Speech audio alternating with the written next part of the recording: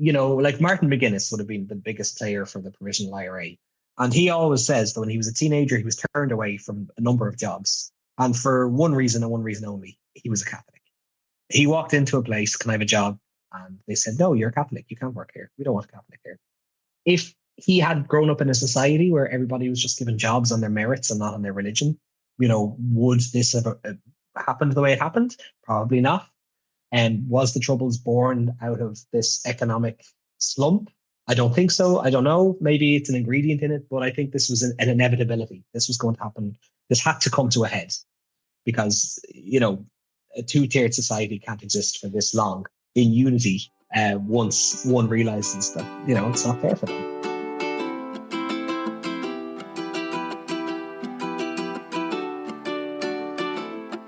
Welcome to Deep Dive with me, Sean C. Fettig, and happy St. Patrick's Day.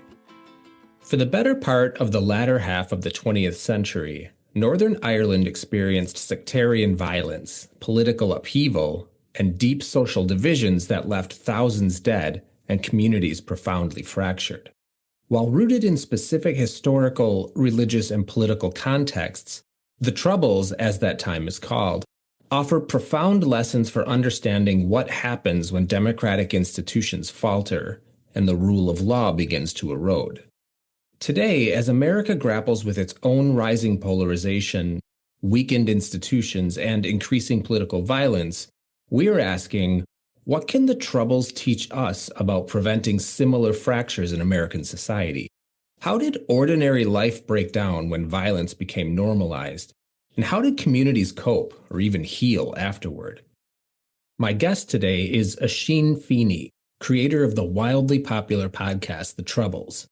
We discuss that period of time, dynamics of escalation, consequences of prolonged social and political unrest, and some warning signs we should be looking for in the United States to preserve our own peace and stability and democracy. Just a note before we start. There were a lot of players and groups involved in the Troubles, and it can get confusing really quickly. I would highly suggest you take a listen to Oisin's podcast. It really is fantastic, and it sets the board very nicely. I've dropped a link in the show notes. For the purposes of this episode, though, here's an oversimplified primer that should help you follow the conversation. On one side of the conflict were Republicans and nationalists, predominantly Catholic, who sought a united Ireland, with the Irish Republican Army, the IRA, and the Provisional Irish Republican Army using armed struggle to end British rule. On the other side were unionists and loyalists, mostly Protestant, who wanted Northern Ireland to remain part of the United Kingdom. On their side, paramilitary groups like the Ulster Volunteer Force, UVF, and Ulster Defence Association, UDA, engaged in violent campaigns to counter the IRA. While the British government and security forces were officially neutral, they were often accused of bias toward the Unionist cause. The Irish government also played a complex role in the Troubles, balancing its constitutional claim to Northern Ireland, where the Troubles were occurring, with its opposition to violence. So while it supported the nationalist cause in principle, it condemned the IRA's armed campaign and worked to suppress Republican paramilitaries within its borders. All right, if you like this episode or any episode, please give it a like, share, and follow on your favorite podcast platform, and or subscribe to the podcast on YouTube. And as always, if you have any thoughts, questions, or comments, please feel free to email me at deepdivewithsean@gmail.com. Let's do a deep dive.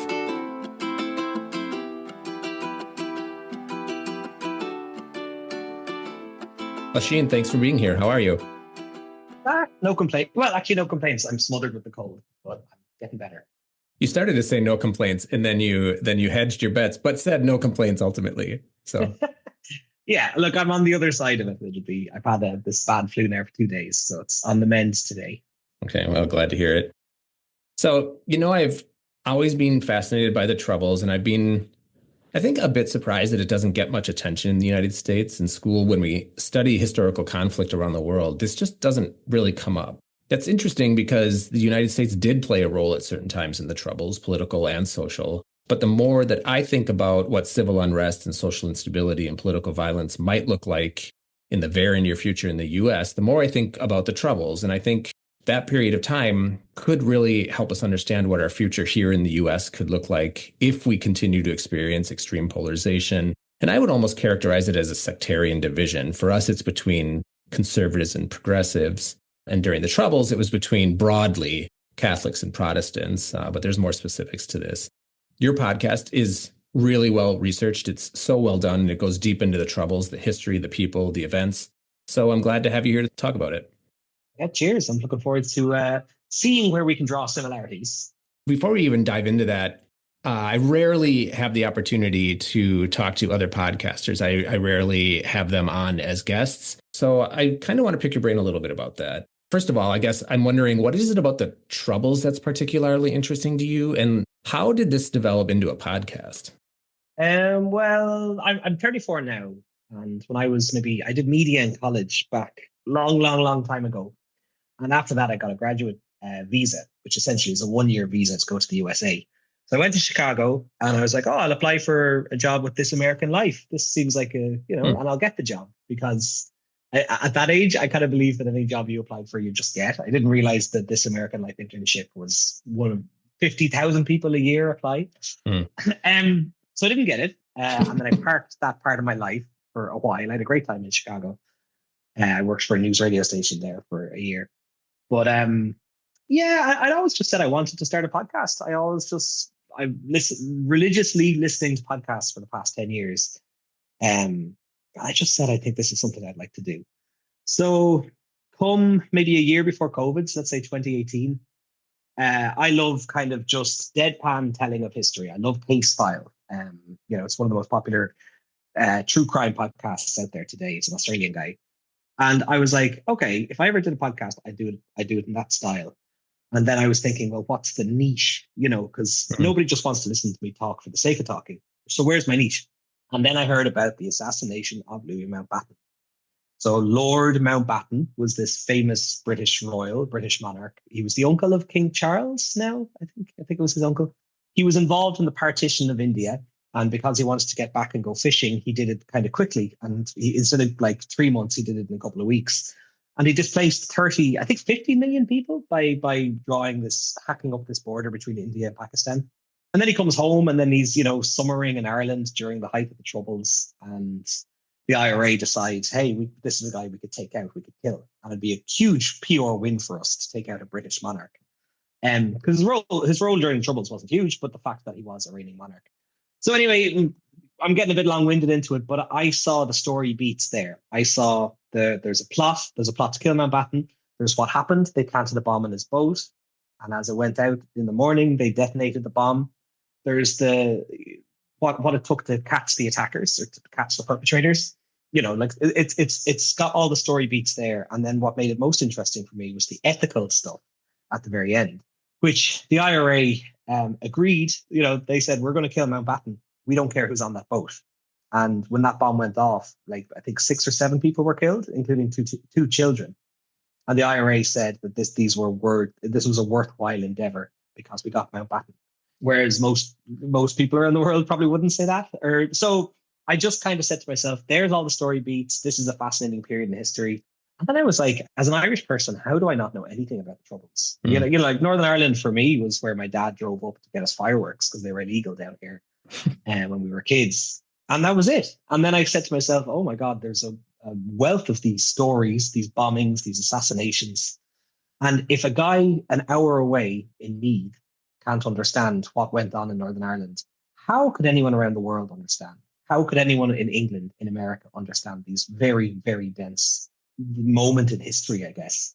So I said, okay, I'm going to make it, and I'm going to make it simple. I'm not going to make it like, I don't want to make anything too scholarly. I want to just kind of distill each episode about a person, each episode about a bombing, and put it out to the world. Yeah, so I guess I wanted to do a podcast, and then I found the niche I found was the Troubles. There wasn't anything else in podcast form about the Troubles from the way I was planning on doing it. And then you just finished like your 5th season, right? Yeah. 5 seasons and 15 episodes a season. To the listener, and I think this is probably true of a large segment of at least American listeners, they don't really know probably what the Troubles are or were. And it's very complicated and it can become quite convoluted. So one, I would direct people to your podcast, the Troubles podcast. But could you maybe broad strokes explain to me what the Troubles were, who the main players were, what the conflict was about? Basically, like Ireland as an island, if you look at that, it was a bunch of like high kings ruling different parts of the island. They didn't have a notion of Irishness. One of the high kings of Ireland, Diarmid MacMurrough, he said one day, "Oh, look, these Normans over here are pretty strong." The Normans were based from Normandy in France, but they also had a kind of role in the crown and in the monarch in England.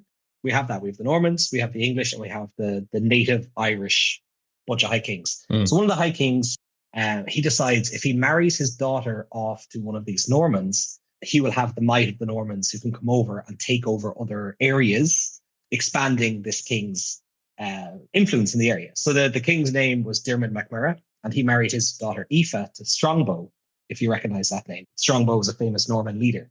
And we're talking around the 1100s now at this stage. Strongbow comes over with the Normans. He realizes this is actually pretty good. Ireland has space for us. We can take space here. The English king at the time said, this is problematic. If the Normans take Ireland, they can use Ireland as a springboard to invade us. So that's when the English king at the time invaded Ireland. So that the invasion of Ireland, again, happened in the late 1100s. And that would be the first time that we would have had these kind of foreign entities over here, if we exclude the Celts and the Vikings. But that would be what we would argue is the start of Ireland's occupation, I guess. So we're going to fast forward up to the 1600s, okay? And the English are trying to exert influence in Ireland. Now we have also the split from the church. The Catholic Church is split away from the Protestantism is split away from the Catholic Church. And the English are trying to exert dominance in Ireland, but it's not really working. The Irish people want to hang on to their religion. They want to hang on to their language, all of this sort of stuff. So what the English do is they start plantations all over the island of Ireland. And a plantation is very simple. You send over, you promise people in England or Scotland large amounts of land, and you say, you have to go over here. We'll give you all this land, and you can't hire Irish people. And you also have to bring like a minimum of 30 or 40 people with you to kind of try and stamp out this rebellious Irishness and grow your English influence in Ireland. So most of these plantations didn't really work out. The native Irish in Ireland fought back, or, there was boycotts, or there was all these sort of things. But the problem was in Northern Ireland, aka Ulster or Northern Ireland, where the most fertile soil was. So, you had these people coming primarily from Scotland over to Northern Ireland, and they were settling, and this is the Cromwellian plantations, what it was called. And when the native Irish people said, where do we go? They said, you can go to Hell or you can go to Connacht. Connacht is on the west coast of Ireland. And it would be pretty shite land in the sense that, it's beautiful for tourism nowadays, but at the time, there's nothing. You can't grow your crops on it. And, having fertile farming land is the most important thing during this period. So the people who settled in Northern Ireland, they were given huge amounts of land. They, over the next 200, 300 years, they prospered. And again, they couldn't hire Irish people. Native Irish people couldn't own land in the same way that these settlers who were given their land did. So if we fast forward now to the 1960s, so you have these, we call them like Protestant unionist people who had arrived over this country 200 or 300 years before this, and the generational wealth had continued and generational influence. And then you have the native Catholic Irish who had the lands taken off them 200 or 300 years before this. And that sort of two-tiered system had existed and actually grown deeper in a way in that 200 or 300 years. So the population demographics, I think, were about 70%, 30%, 70% in favor of the Protestants at this stage. But that's drastically changed now because Irish Catholics are having a rake of kids. But you have this, I think it came with the advent of free education on secondary level as well. You have these young Catholic Irish in the 1960s who say, hang on a second here, we're living in a two-tiered society. They saw the kind of the civil rights movement in the US, and they realized that, that's the problem over here. We have a two-tiered society where Northern Ireland is what it was known as a unionist country for unionist people, Again, remember, unionist is the Protestant people who came from England 300 years ago. And to exemplify that, like, let me just explain, like, if you were a Catholic in Northern Ireland, there was a bunch of ways in which you were not really allowed to ever really move up in the world.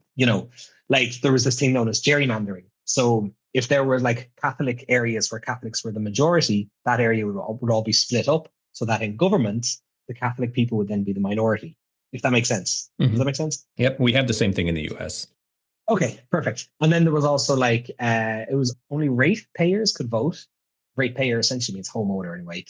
And since, most unionists owned their homes, whereas most Catholics were renting homes, and the unionists were the ones voting, Catholics couldn't get jobs in the civil services, couldn't get jobs in the police. If a Catholic person went for social housing, it would always kind of, the priority would go towards the unionists. So it was this kind of, it was a direct knock-on effect from 300 years before that just got deeper and more divided. And then with civil rights movement in the US and slightly better access to education in the 60s, that's when the Catholic or nationalist population started to advocate for their rights. So to peacefully advocate for their rights, which wasn't really met very well by the other side. So the police force, the RUC, were attending these peaceful protests. And in some cases, they were standing back while unionists or loyalists, now it's a new word we're introducing, individuals started attacking these protests. Or in some cases, they attacked the protests themselves. So suddenly we have the Catholic people saying, we're trying to peacefully protest, and they're just beating us up and they're shooting us and killing us. And things just got worse from there. So much so that the Northern Irish government was dissolved, what's the word?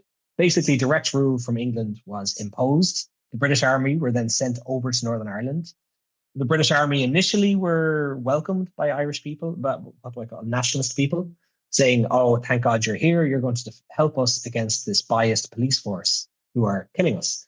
But then the British Army started doing the same. They started, well, let's look at Bloody Sunday, where we saw 12 to 13 people shot in the back, unarmed Irish men, unarmed nationalist men, shot as they were running away by the British Army. And then basically everything just kept getting worse and worse and worse and worse. And then we have the emergence of the paramilitary groups. So the emergence of the provisional IRA on one side, and then we have the UVF and the UDA on the other side. And then it was just a really, really awful 30-year period of tit-for-tat killings.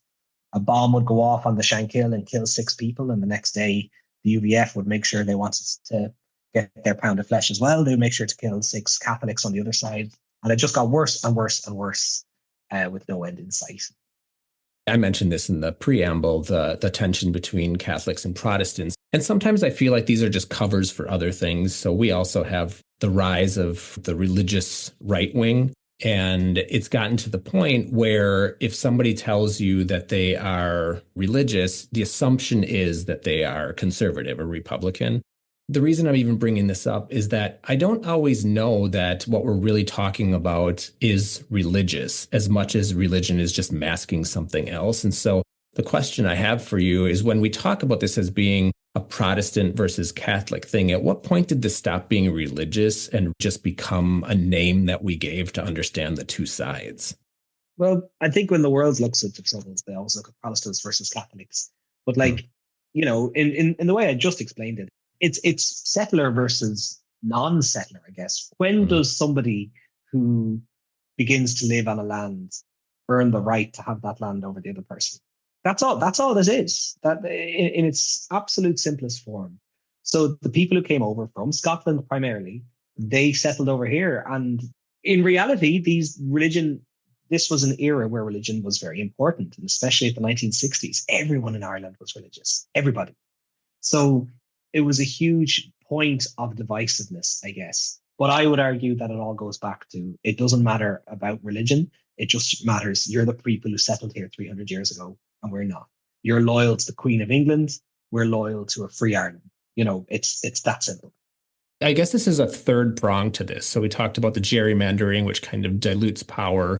And we talked about the religious factor. But the other, and you've brought this up already, is economic inequality. And these kind of all interplay with each other, right? And so in Ireland, Catholics experienced economic inequality at the hands of Protestants. And how much do you think that actually contributed to not just the tension, but the outright violence. And the reason I ask is because we are experiencing an extreme period of economic inequality in the United States right now. And I wonder if that's also just another recipe in the soup that is similar to what happened in the Troubles that could be something we point to as a warning sign. I think your recipe in the soup is very important. Recipe in the soup, because these are all small contributing factors that lead to something else. So in Northern Ireland at the onset of the Troubles, everybody was broke. It's very hard to describe, but there was massive amounts of working class areas, these massive big Divis flats, these government built flats that were in awful condition. But even in the early days of the Troubles, there was a lot of this socialism type stuff where unionists and nationalists initially were interested in working together to overthrow the society that's keeping them both down, basically. Now that all petered out fairly quickly. Another paramilitary group, similar to the IRA, was the INLA. They would have been a lot more socialist leaning and pretty violent in the acts that they carried out. Could you say that a lot of the violence came out of working class areas in Northern Ireland? I'd say that's true. Had these places had, Martin McGuinness would have been the biggest player for the provisional IRA. And he always says that when he was a teenager, he was turned away from a number of jobs. And for one reason and one reason only, he was a Catholic. He walked into a place, can I have a job? And they said, no, you're a Catholic. You can't work here. We don't want a Catholic here. If he had grown up in a society where everybody was just given jobs on their merits and not on their religion, would this have happened the way it happened? Probably not. And was the Troubles born out of this economic slump? I don't think so. I don't know. Maybe it's an ingredient in it, but I think this was an inevitability. This was going to happen. This had to come to a head because, a two-tiered society can't exist for this long in unity once one realizes that, it's not fair for them. So the violence reaches a point at which the British government decides at some point that they have to intervene. I think that we like to think, maybe naively, that when especially democratic governments get involved, that the safety and security of the populace is front of mind. And so therefore, despite how convoluted or how violent the situation might be on the ground, that government intervention could be a defining factor toward an end of peace. But the British government's intervention didn't achieve that quickly. Well, hang on. Sorry, before you ask this question, this was a really, really, really complicated period in the sense that the Northern Irish government, the unionist government, obviously they lost rule. But then when things like Bloody Sunday happened, or was it the Battle of the Bogside as well? The Irish government, what is their role when you're in the Republic of Ireland and you have people across your border that would consider themselves Irish citizens? Mm-hmm. So the Irish government set up triage. There was a risk that the Irish government would send soldiers over the border into Northern Ireland to protect their own. But they didn't, and they've always drawn a lot of criticism for that, for not necessarily being in the corner of the Irish people who are trapped across this border. So the Irish government had a very difficult position at this point, and they didn't really act. And the Northern Irish government was dissolved, and then the British government basically had to make the decision to send in the army. And I feel like every single decision that the army made when they got to Northern Ireland fed and fueled the Troubles. So I guess that was my question, but I also wonder how much of this was a Maggie Thatcher leadership problem. Had there been somebody maybe more skilled and less rigid, do you think that this would have played out differently? Because I feel like Thatcher made the situation worse. I'm going to go back a little bit. So first off, Thatcher didn't come in until 1979. I had to Google that. Right. Yeah, so say the Troubles kicked off in 1969. I'm not too sure how much prominence she would have had 10 years before that. Mm-hmm. But the point that I wanted to make is, I was reading a book recently that said it's undeniable that the British government created republicanism in Northern Ireland. Two of the biggest instances were, well, one, Bloody Sunday, which I've talked about before, but also the second one was called internment, where the British Army came over here and they said, okay, we need to smash the IRA. So internment happened over a period of, I think it was just 2 days, where over 1,000 people were scooped up, and no Protestants. There were only people who were accused of being members of the IRA. And they were kept illegally without question, without any representation, some of them for up to 2 years. And when these people came out, they got out of prison. Many of them, the first thing they did was join the IRA. because they had been mistreated so poorly by this government that was apparently acting in their interests. So it just seems that time and time again, the British government made the wrong move when it came to trying to resolve the violence in Northern Ireland. And instead, they just flipped it up. I've totally forgotten your question, by the way. I guess what I'm wondering is like how much of this was just so embedded in the on the ground real world situation that was happening that was going to unfold regardless of intervention from the British government.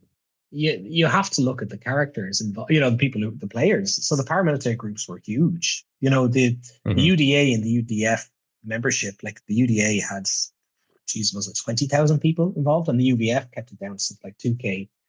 But there was huge amounts of people who were choosing to react. Let's just say the word react. Mm-hmm. And then the other point I kind of wanted to make, I'm not sure how relevant it is to this question, but is that like, if you were in Northern Ireland and you're a unionist and you want to fight back against this violence, where can you go? You can join the police force, you can join the army, the UDR, and you can legally, defend the values that you have. If you're a nationalist in Northern Ireland and you want to defend your values, the only option you have is to become a paramilitary. Now, you could go down the political route, but it was believed that the political parties had their hands tied behind their backs, the nationalist political parties. So they didn't really have that chance of efficacy, I guess.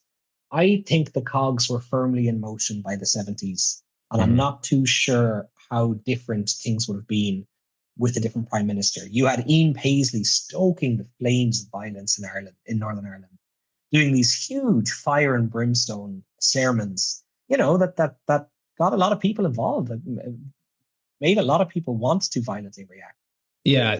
Since we brought up the paramilitary groups, as an outsider having limited knowledge about this, I think about the IRA, I think about UVF, and I'm not quite sure. They seem like they were incredibly organized, and that became, at least the IRA became an international organization to some degree, or at least with international support and supply. And so that had an immediate and intense impact on the conflict in Northern Ireland that was irrespective of the government's intervention. So that was playing out regardless. But I don't know that people really understand what the IRA was or what the opposing paramilitary groups were in Northern Ireland. So maybe could you just explain what they were and who they were composed of? On the nationalist side, you would have had primarily three, I guess. The IRA at the start of the Troubles split into the officials and the provisionals. The provisionals was just like, hey guys, what do we call these? Well, we'll just call them provisionals until we think of a better name. And then provisional became the main name.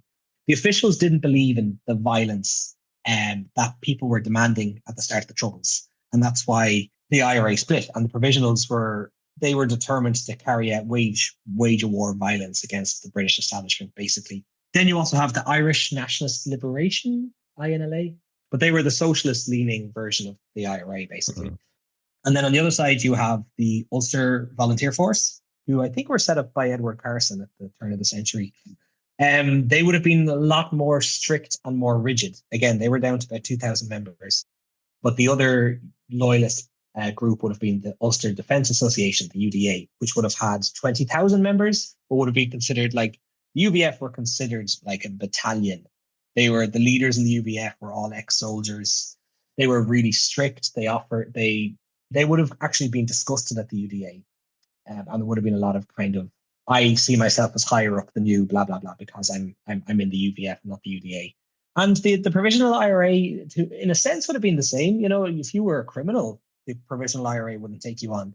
They were really determined to be perceived as we are purely violent for political means and no other means. Mm-hmm. That's what they wanted to do, but then their actions dictate otherwise, But they would be the four main players. One more thing. On the loyalist side, I always find this really funny. I find this similar to like maybe American religions and stuff. There was a bit of a cult of personality when it came to loyalist paramilitary figures. So the loyalist side had so many schisms, is that the word? Yeah. But where people went off and they joined this one specific loyalist character and his smaller paramilitary group. So the best example of that was Billy Wright and the Loyalist Volunteer Force, the LVF. But the loyalists split a lot more than the Republicans did. So this next question, I'm going to preface with the reason that I'm asking, which is we have some paramilitary groups of our own in the United States. The world probably knows them best from the January 6th insurrection. But so I'm talking about the Three Cowboys? Percenters, the Proud Boys, yeah, the Oath Keepers, etc. And I don't know that we could draw a direct line in character to something like the IRA, but where I do see some potential similarity is that these paramilitary groups often espouse, and I'm talking about the US groups, often espouse some very deep ideological affinities, and that this ostensibly drives their activity. And that is true of groups like the IRA in Ireland or in Northern Ireland. But at the same time, there was also just almost a dedication to violence and terrorism that seemed free of ideology in certain circumstances.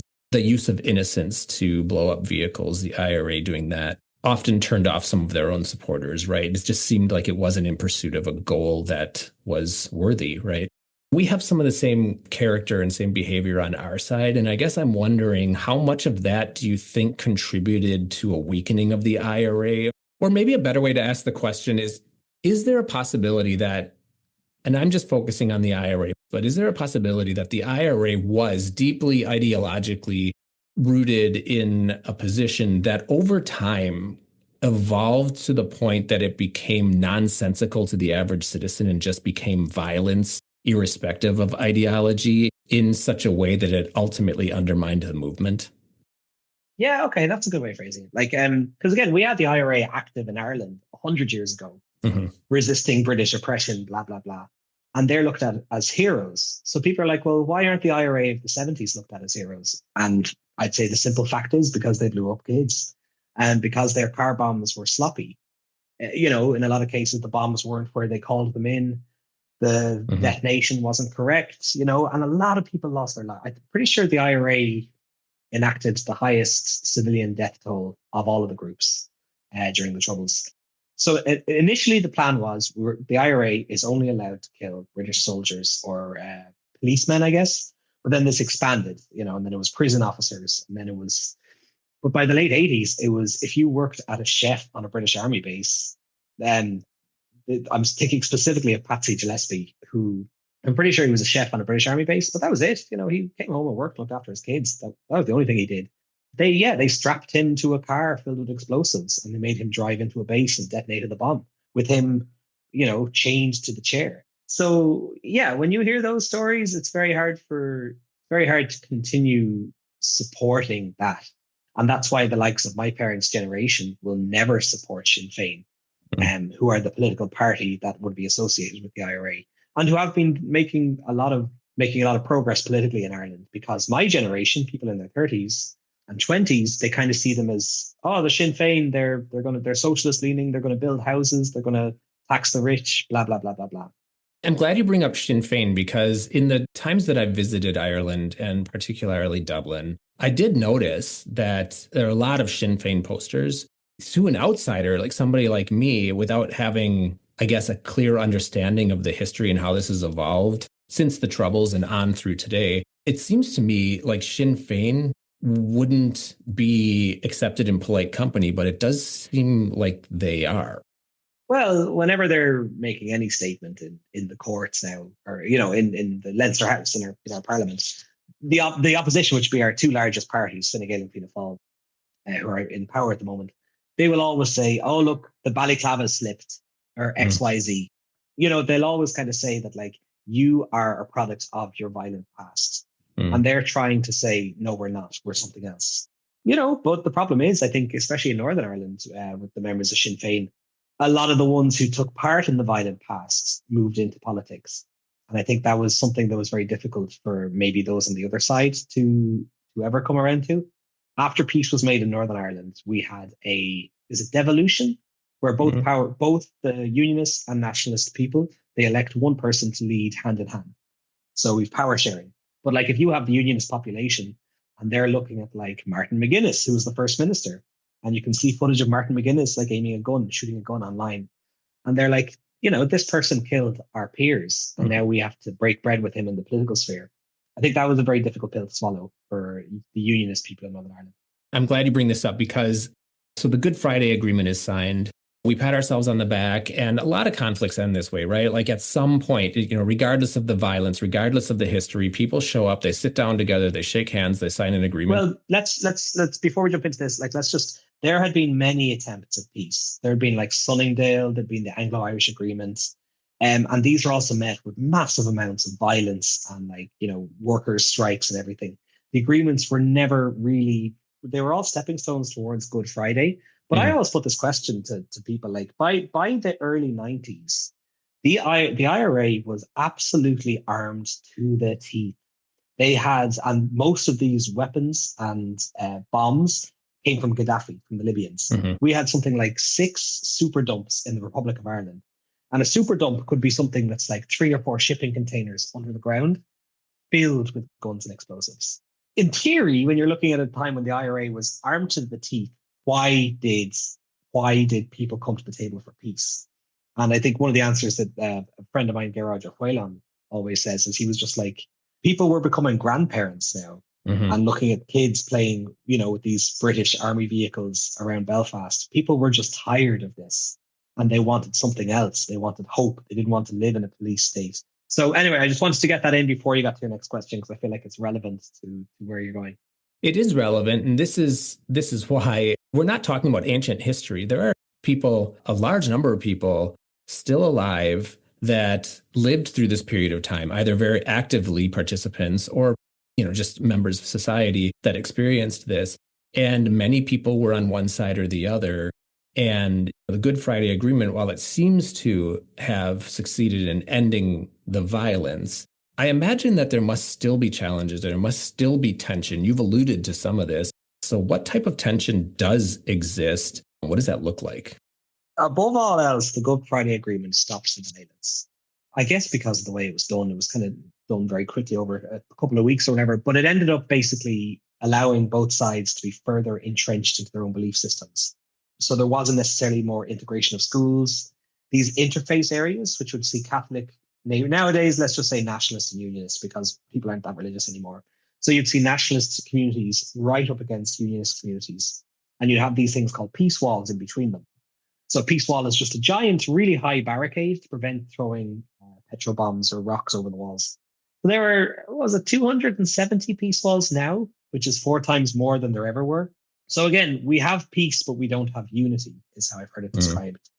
I think that's very, very smart. And as well as that, it was really strange because the 2 dominant political parties in Northern Ireland during the Troubles were the moderate nationalist and the moderate unionist. So the moderate nationalist was SDLP and the moderate unionist was the UUP.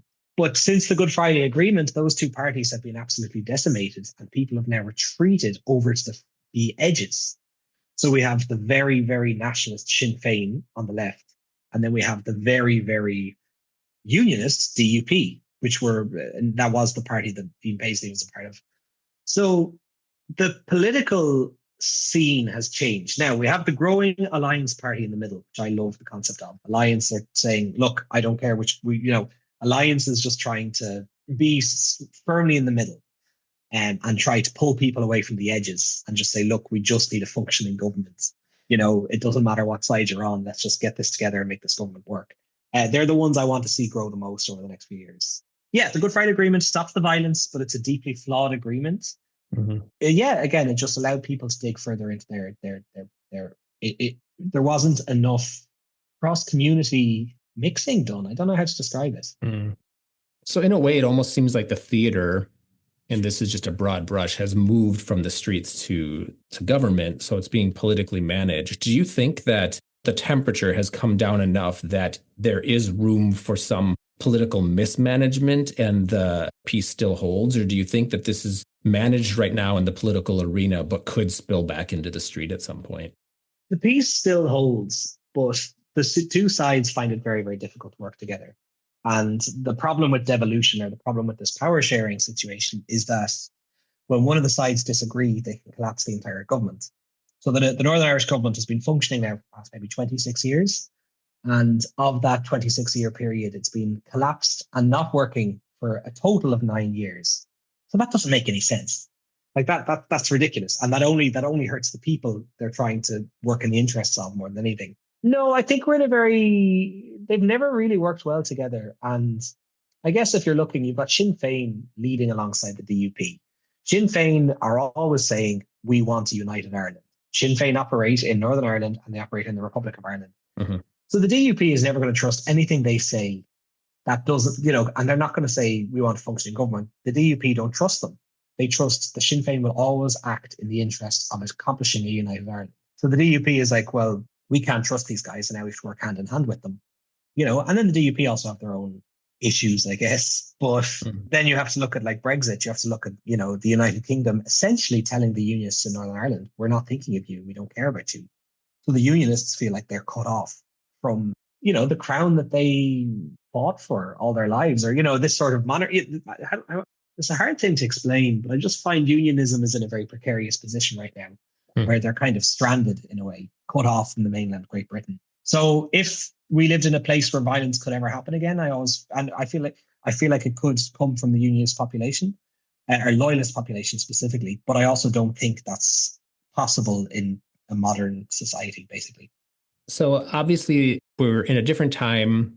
The situation in the United States is very different. We have different players, and you're not deeply involved in the United States politics. But as somebody that has the knowledge of what's happened in Ireland specific to the Troubles, you've talked to a lot of people, you've researched this. When you look at the United States through the lens that you do and considering the Troubles, do you see any warning signs?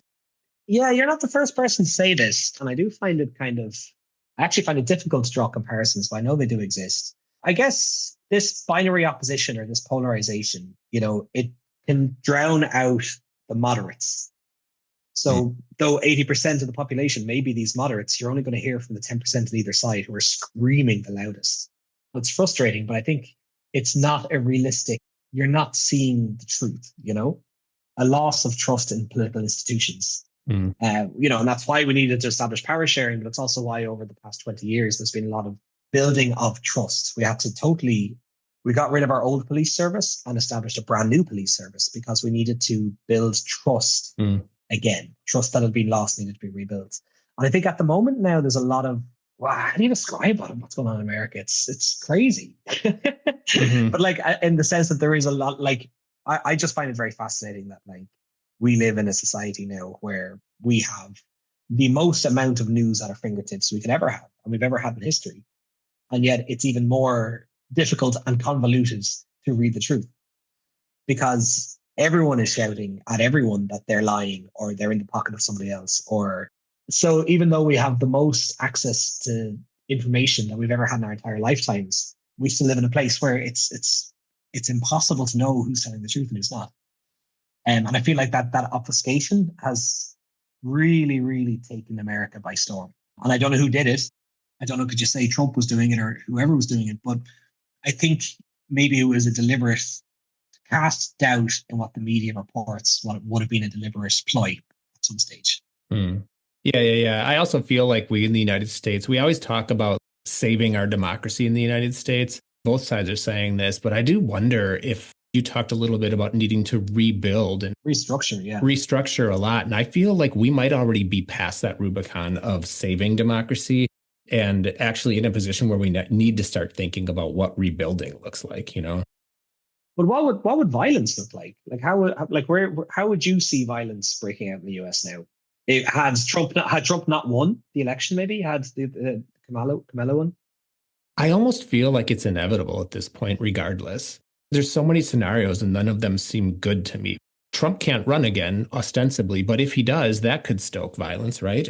Or if he suspends elections, that could stoke violence. If the MAGA movement doesn't die with Trump and it moves on to somebody else, well, that just suggests that we're in for potential political violence around any election moving forward, right? Yeah. There was a civil war in particularly Northern Ireland. There was a civil war, and it wasn't a cold civil war, but it wasn't really a hot civil war either. It was just these pockets of violence, and I kind of feel like that's what it would look like. That's how it would play out in the United States. So it would be kind of not guerrilla warfare type things, but these would be just like explosions or killings or happening on a small scale. Yeah, we have so many guns. I see it on a daily basis as people that are clearly paramilitary adjacent at minimum, walking around with guns. Okay, but now again, this is an Irish guy, so my Yeah. understanding of Yeah, US yeah. stuff. So say when we talk about like Proud Boys, we talk about all this sort of stuff, all of the paramilitaries would be Republican leaning. So all the potential Yeah. paramilitaries. So where do you see the potential violence coming from the left or from the liberals, or how do you describe it? It's interesting that you mentioned this because earlier in our conversation, this crossed my mind as well. I don't know if it was balanced, but there were two sides that were armed to the teeth during the Yeah. Troubles. And that doesn't exist right now in the United States. In fact, you have one side that is very anti-paramilitary. Yeah. And in order to have a balance, not that I'm advocating for it, but you have to have somebody that meets the paramilitary that is on one side. They have to be playing the same game, and they're not. Not that I'm advocating violence in any way, but it does feel very lopsided, right? And that's Yeah, scary. well, yeah, but I guess what is the power of the gun when the gun comes when the political things fail, you know? Mm-hmm. And I guess those with the guns would be quite content right now and quite happy with the state of affairs. That's a weird dynamic? In an odd way, the fact that Trump is in office right now might actually be clipping the wings of some of these right-wing paramilitary groups because they feel safe, right? Well, yeah, I had a friend visit last year from Colorado, but like she came to visit last year because her parents wanted to kind of size up, could we live over here if, you know, if Trump doesn't get into power, we believe there'll be a violent outbreak in the US. And they were stockpiling guns because they believed that Trump not winning would lead to war. I mean, we are at a place now where every election is an existential battle, and I just feel like that can't hold. And I don't know how we climb down from that. I don't. Well, is the US just too big to have one leader, you know, or to have or to be one country? Yeah. Honestly, if I was just all cards on the table, I don't think we come out of this as one unified country. So you don't think there's any eventuality now, like say next election, Democrats get back in and things are back to normal? You think it's too far gone?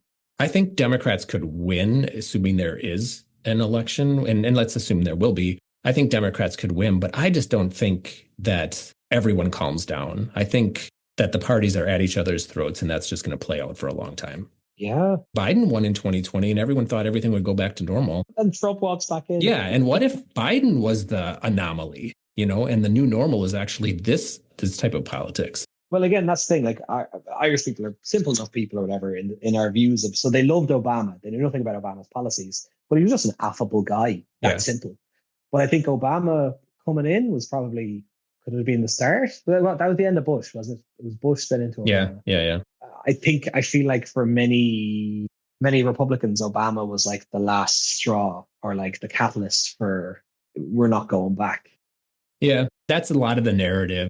And a lot of it is race-based, an argument that a black man suggested that white dominance was over. And that's probably part of the story. And I don't want to be the Democrat that beats up on Democrats, but I also think in hindsight that Obama didn't do a very good job of really representing democratic ideals and values. Oh, interesting. Okay. I think he focused very strongly on Obamacare. I think he wasted a lot of political capital on that. And then he just didn't fight on stuff. And I think he allowed that extreme Republican movement to really gain a lot of steam without providing any alternative. Yeah. Final question. You ready for it? Mm-hmm. Okay. What's something interesting you've been reading, watching, listening to, or doing lately? And it doesn't have to be related to this topic, but it can be.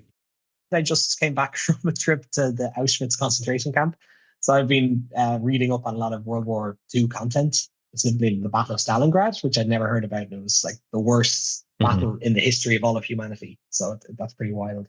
I've also just watched the Oscar-winning documentary called No Other Land, which is all about the demolition of settlements in Palestine. So that was really, really well made. I thought I really enjoyed it.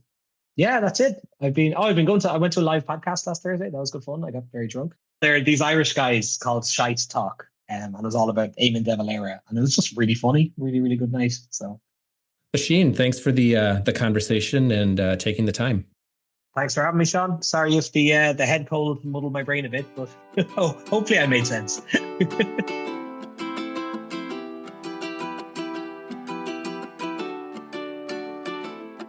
The painful legacy of Northern Ireland offers powerful lessons about the cost of division and the undermining of democracy. Understanding these dynamics isn't just historical curiosity. It's essential to recognizing similar patterns that are emerging here in the United States today.